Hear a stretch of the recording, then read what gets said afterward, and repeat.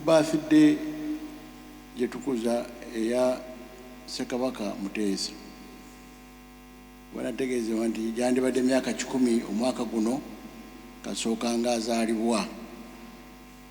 Ono tumuyimbira happy birthday mu ggulu ne ku nsi.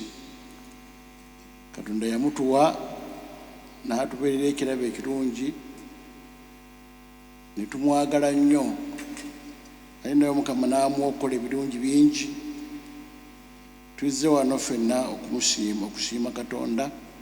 Ebimu mu bisoomooza ssebo ndaba nti mukulu Ssekabaka ng'ono yandibadde ateredde bulungi mu masiro.